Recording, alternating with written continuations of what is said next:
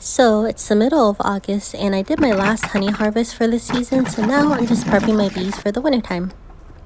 Don't litter, I did pick that up. I use a sugar calculator to make it easy on myself. And make sure that you're using plain white sugar, because if you get something fancy, it's gonna make the bees sick. I just use a paint mixer to mix it around. You can mix it by hand, but it's gonna be a lot of work. As you can see, I am still mixing and mixing. It never ends until it gets nice and clear, just like this. If you undermix, it'll just clump up in your feeder, so better do it right the first time. So I mixed my 2-to-1 syrup up here. It's the next day because I didn't want to do it yesterday, but I'll go over the next steps. So this time of year you want to focus on having really healthy winter bees, and so that's why we start in the late summer, autumn, fall time to get a head start, so that way when we go into the winter we have those strong bees all ready to go.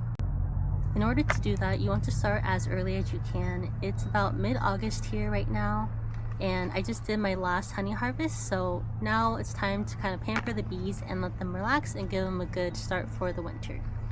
Fall time, you want to feed 2-to-1 sugar syrup instead of 1-to-1, so that's going to be 2 parts sugar to 1 part water.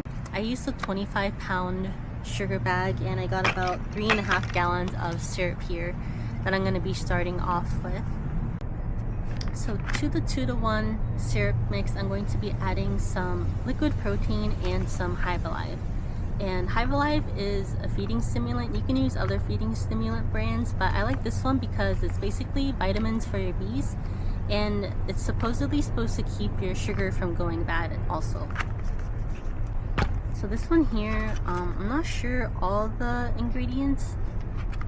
They use like seaweed or kelp or something, and that's really healthy for the bees. But superfood here. So these two together are going to make some really good healthy winter bees. So hive-alive, you want to add 2 teaspoons per gallon of syrup, and then for Honeybee Healthy, the liquid protein, you want to add 4 to 8 teaspoons per gallon of syrup, and I have about 3.5 gallons of syrup here. hive-alive comes with a little lid. It also comes in milliliters because there's an equation for if you're measuring in liters. I'm just going to use my handy dandy teaspoon here. I forgot to say this, but you want to mix this really well.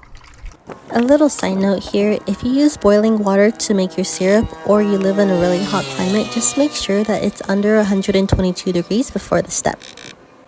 And of course, can't get away from it. More mixing.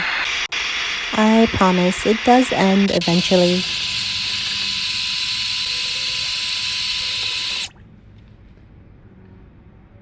And once it's all mixed up, that's pretty much it.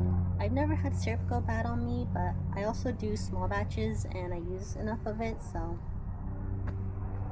So basically, I leave a full box of honey for the bees to get over the winter. I've never had a colony eat through all of their honey, but this is just supplemental. This is just like a little extra vitamins and protein and stuff for them to make some strong winter bees.